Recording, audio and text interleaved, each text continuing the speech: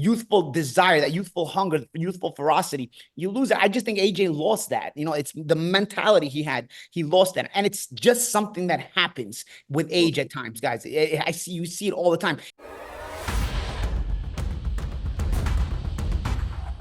Welcome into Boxing Scene's top stories here on ProBox TV. Don't forget to download the ProBox TV app. Never fall behind in your boxing news. And of course, the biggest boxing news right now, Anthony Joshua and his future after his past last Saturday. He was knocked down 4 times before being knocked out in the 5th round by Daniel Dubois at a gigantic show in Wembley. To help me break everything down, Jimmy Smith in studio, joined by Chris Algieri, Paulie Malignaggi, and ESPN boxing analyst Timothy the Desert Storm Bradley. Chris, let me start with you. The future of Anthony Joshua. He has a bad combination right now, which is his chin appears to be gone. He's always had defensive lapses, and he still puts butts in seats. So there'll be money on the table for him to fight again. What should he do, Chris?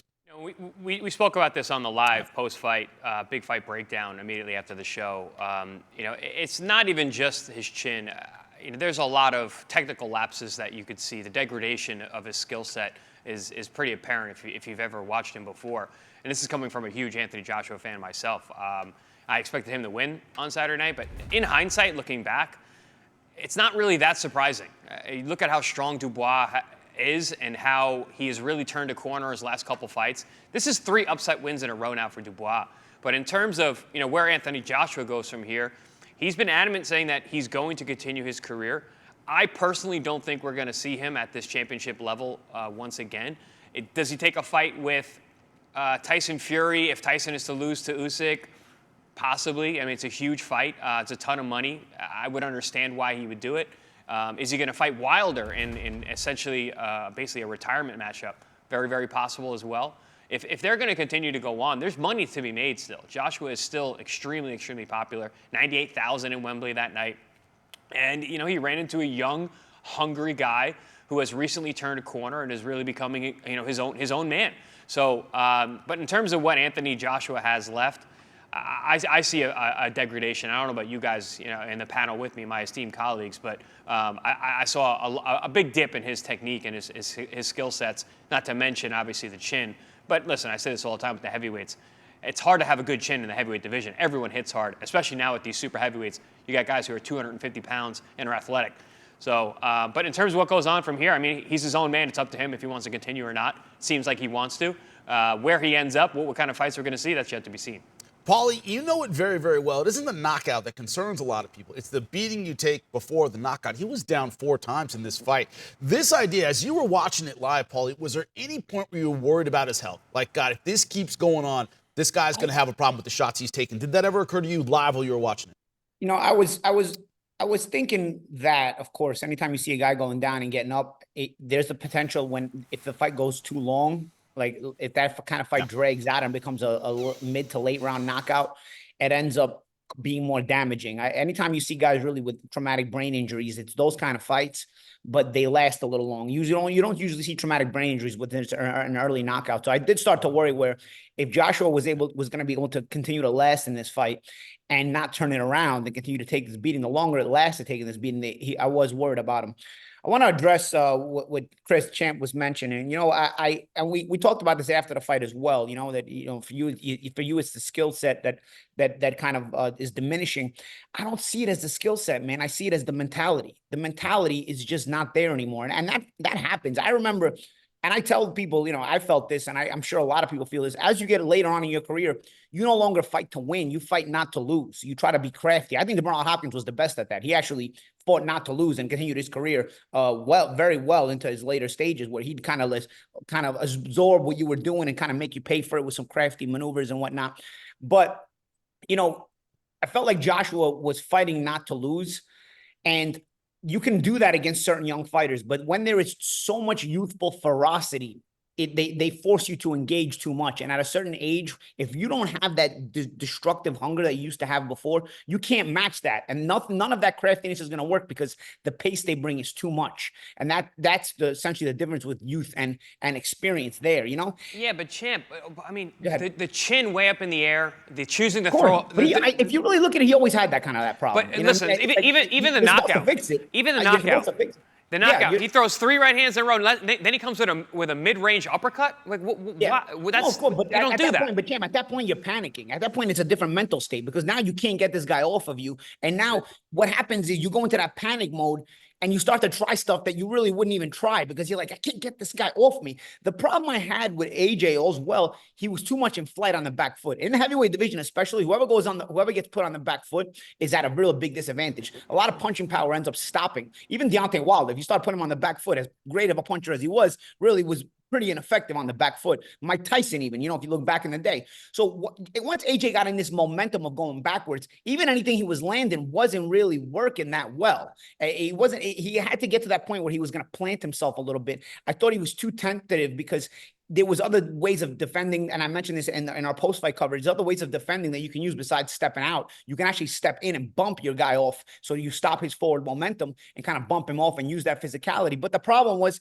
AJ didn't have the fight in him anymore. So even on the inside, it was Dubois trying to create space and trying to fight and rough him up. And AJ was just trying to bump in the inside just to stop the action. He wasn't bumping on the inside to actually be the bully, to be the man. When you're younger, and we saw this in AJ as well when he's younger, on the inside, he's trying to bump you off work, trying to bully you, forcing you to fight all the time, making you uncomfortable. That's that youthful desire, that youthful hunger, youthful ferocity. You lose it. I just think AJ lost that. It's the mentality he had. He lost that. And it's just something that happens with age at times, guys. You see it all the time. Even Mike Tyson at the end of his career, you remember that fight, he's down, slip, it's no knockdown in the McBride fight, and he's asking Joe Cortez to help him up, and Joe Cortez is like, bro, I can't help you up. You know what I mean? And Tyson's got to get up on his own from the no knockdown. It's like the body language, it's not ferocious anymore. It happens, man. It's not even something that's specific to AJ. I think it happens, and I don't think he's the same fighter. Even if technically, if he's got somebody who's maybe not as aggressive, it may work. I'll tell you one last thing. I want to give you your chance to talk, champ. Chris, you brought up a great point that I hadn't thought of before, bro. The loser. If Fury actually created himself an option if he wins and if he loses. So if he wins against Usyk, he can go fight Dubois before a third fight with Usyk. If he loses to Usyk, you're right, bro. He can go fight AJ. That's crazy, bro. Like you call me the matchmaker? That's matchmaking. Now Tyson Fury has an option on whether he wins against Usyk and whether he loses against Usyk. If he wants to continue fighting, of course, he has an option because if he wins against Usyk, he can fight Dubois. All British showdown in Wembley. If he loses to Usyk, you can still do an all British showdown at Wembley with AJ. So Tim, is that a problem or a solution that he has all these options, but it looks like he can't take a shot? What's your thought? Look, man, we weren't talking about that. Oh, he had lapse of skill and all this stuff 2-3 fights ago. We weren't talking about that. We were saying, damn, AJ looking good. Good technique. Look at his skills. Step around game has gotten better. Look at the right hand and the combination. That's what we were talking about. Look, what I saw this past weekend was the reason why I picked Ngannou to win. But then AJ comes and he has this win against Otto Wallin, and I'm like, holy crap!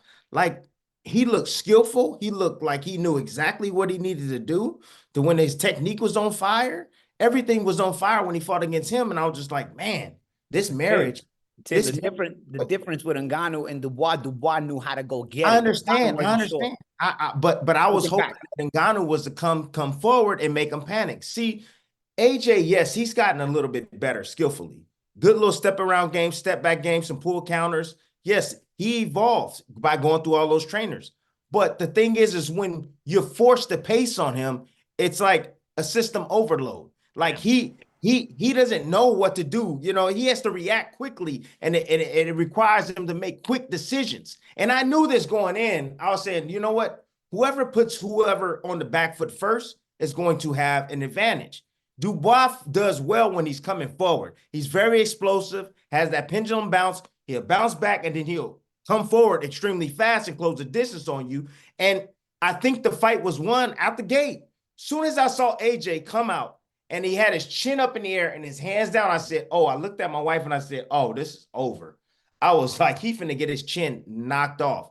And once that right hand landed, he never recovered from the first right hand at all. I've been in a fight with Ruslan Pavatnikov where I got hit with that first right hand in the first round and I never recovered. My balance was completely off. You know, I would come back in spurts. So like, it'd be like a few seconds or maybe 30 seconds. I would come back. I will feel alive. But then next thing you know, I get hit with another shot. Now I'm down Queer Street again. My legs are gone. My balance is gone. That's what I saw with AJ, man. He never recovered from that first punch that landed on him.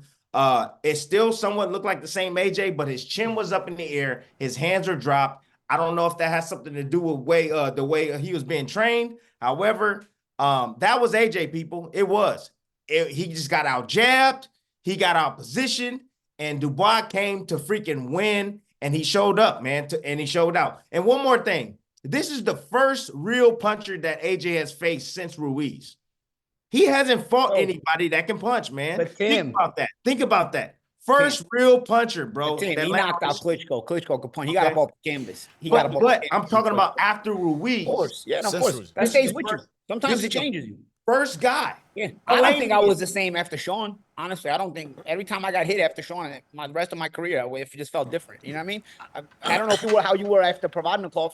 If you felt that, you know what I mean? Like, I don't know, man. It's just, maybe AJ, you're right. That's a good point. Maybe AJ, since Ruiz, you know, doesn't take it the same way. There's a psychology there too. You know, he hasn't fought anybody. He hasn't fought anybody that can punch that hard. I had mentioned that after the fight. We talked about it because there are things in your brain, your proprioception centers, your balance centers. They get damaged. They're organs. If you get damaged, if you get hit enough, and you get enough damage up top, it doesn't really leave you. We've all seen fighters like that. When quote unquote a shot fighter. I'm not saying AJ shot, but you see these fighters after a while, their balance starts to go, their reactions start to go, their ability to pull the trigger starts to go. I think you're both right actually talking about what's up with AJ.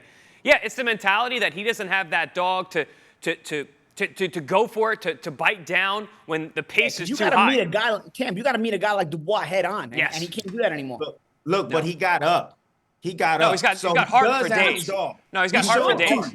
The body got up 3 times. He got up. You know, last time, guys, he got knocked out trying to win. He actually, he tried to get up too. Well, yeah, he tried to get up, but like he got knocked out when he was on the front foot. You mentioned how he was on the back foot, and that was a big mistake early on. I saw that as well. That's gonna be my what if moment. But then he hurts him. He finally hurt him. He finally hurt him. But he was also coming back with the jab too. The round before that, he kept getting dropped or whatever, but like he kept coming back. And Tim, I was the same way with Pacquiao. He hurt me right away. I never got over it. I was hurt the entire night. My balance was off. My coordination was wrong. Everything was off. I was like that with Sean, but I just didn't last that long, you know. But my first shot, big shot he hit me with, I was nowhere. But I only lasted a round or two after that. Gentlemen, so what I'm seeing as a consensus here is that he has some technical issues. He has some issues with perhaps his hunger to continue going. Although he did try to win that fight, he has options moving forward. Will he take them? That is the big thing that we're going to keep an eye on here. Keep an eye on here at ProBox TV. The news about his next move. Because one thing our panel says is that he has big money options moving forward. And the hardest thing to do in retirement, in boxing, is walk away and leave money on the table. My whole panel knows it. We'll keep you updated here at ProBox TV about the future of Anthony Joshua as soon as he makes any decisions. Until that, keep it locked on us. Download the ProBox TV app and never fall behind in your boxing news. More to come. Wednesday Night Fights.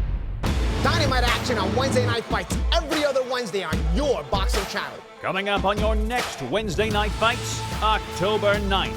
Chris, Primetime Colbert, and Omar Super Salcido step into the ring for what is sure to be a barn burner. Live from the ProBox Event Center in Plant City. Get your tickets at ProBoxTV.com or take your chances at the door. Wednesday Night Fights. For more ProBox TV, scan the QR code on the screen or go to the App Store and Google Play. ProBox TV, your boxing channel.